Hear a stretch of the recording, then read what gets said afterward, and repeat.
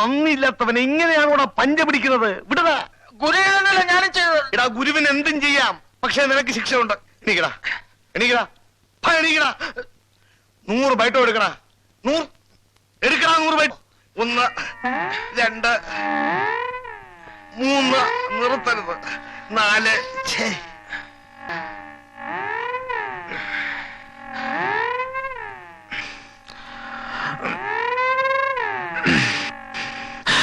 Excuse me.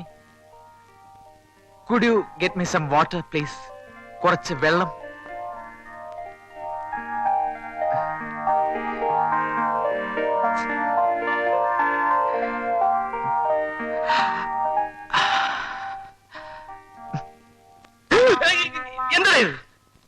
എന്താണ് ഇത്?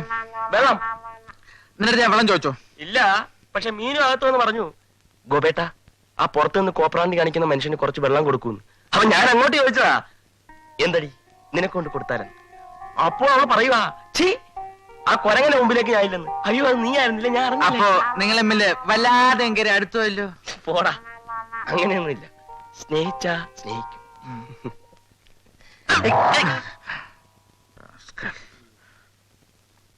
കേവലം പാഠപുസ്തകങ്ങളെ മാത്രം അവലംബിച്ച് ക്ലാസ് എടുക്കാൻ എനിക്ക് കഴിയില്ല. ഹിന്ദിയിൽ നല്ലൊരു അടിത്തറ നമുക്ക് കെട്ടിപ്പടുക്കണം.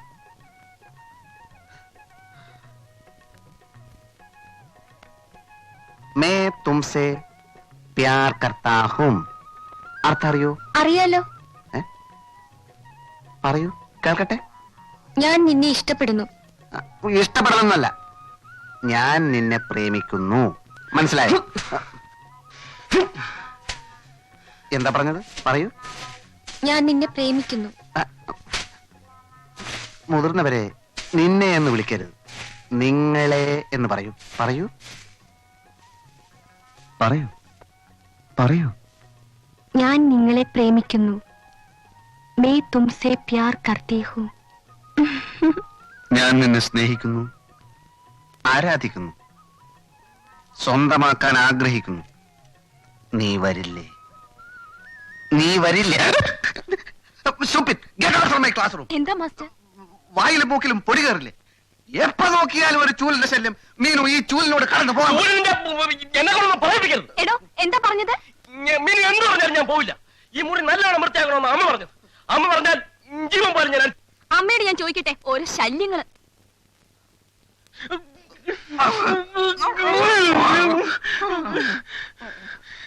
സമ്മതിക്കില്ല അല്ലേ? കാണിച്ചേരാടാ. എനിക്കത് കാണണ്ട.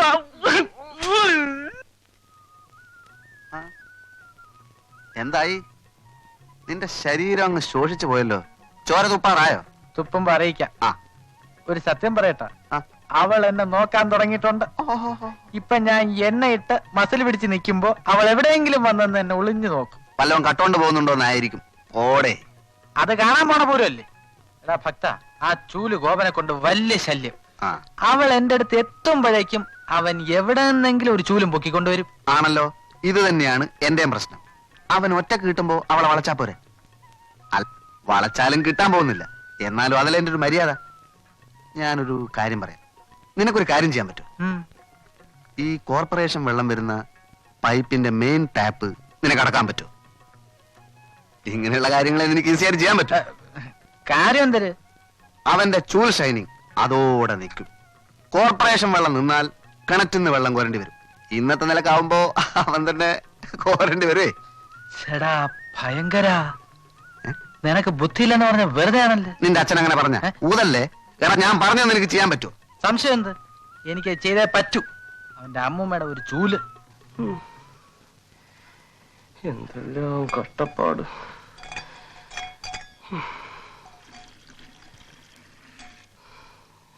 ഗോപാ, അടുക്കളയിലേക്ക് 2 ബക്കറ്റ് വെള്ളം കൊണ്ടുവാ. കൊണ്ടുവരുന്നു. രണ്ടാക്കുന്ന എന്തിന്? ഒരു 10 എണ്ണം കൊണ്ടുവരും. മാതിരി.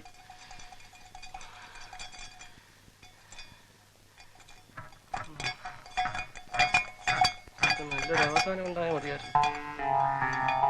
എന്തോന്നാ തന്റെ ഒരു ഒടുക്കത്തെ കുടി ഒരിക്കൽ കൂടി വേണമെന്നോ? വേണം വേണം. തരാം കേട്ടാ. പോന്നതിന് മുമ്പ് എല്ലാം കൂടെ ചേർത്ത് തരാം. ഓരോ ഹിന്ദി മാത്രം പോയാൽ മതിയായിരുന്നു. അല്ലേ അവനെ ഞാൻ ഒതുക്കി, പൈപ്പിന്റെ ടാപ്പ് അടച്ചു. ഇനി വൈകുന്നേരം വരെ അവൻ വെള്ളം കോരിക്കൊണ്ടിരിക്കും. അത് മതി, വരട്ടെ. ഒരു കാര്യം, നീ അരമണിക്കൂർ കൂടെ ക്ലാസ് എടുക്കുകയാണെങ്കിൽ ഞാൻ പൈപ്പ് തുറന്നു വിടും.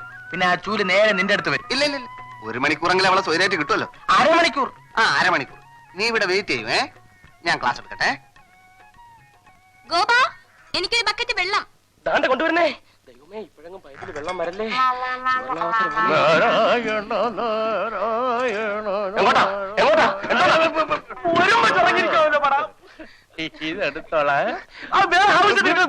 ഭാസ്കരൻ നായരുടെ മോളുടെ കല്യാണം.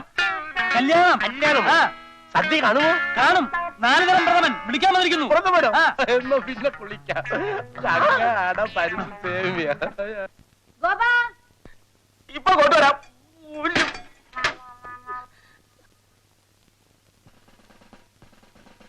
അല്ല, എനിക്ക് തോന്നുന്നത് എന്താ ഈ 4 പേരിൽ ആർക്കെങ്കിലും ഒരാൾക്ക് മോളെ കെട്ടിച്ചു കൊടുക്കുക, ബാക്കി 3 പേര് വീട്ടിൽ നിന്ന് പൊയ്ക്കോളും. എങ്ങനെ എന്റെ ഐഡിയ? തന്നൊരു അഭിപ്രായം ചോദിച്ചാൽ തനിക്ക് തോന്നുന്ന അഭിപ്രായമാണോ പറയുന്നത്? പിന്നെ തനിക്ക് തോന്നിയ അഭിപ്രായം ഞാൻ പറയണോ? എന്താ എന്താ അവിടെ? ഒന്നുമില്ല. അയ്യോ അമ്മ, ഞങ്ങള് കുടുംബകാര്യം പറഞ്ഞിരിക്കുകയാണ്. വല്ല വെള്ളം അടിക്കാനുള്ള പരിപാടിയാണെങ്കിൽ 2 ഞാനോ. അയ്യോ, വയറ്റാപ്പതിന് ശേഷം തൊട്ടിട്ടില്ല, തൊടത്തില്ല.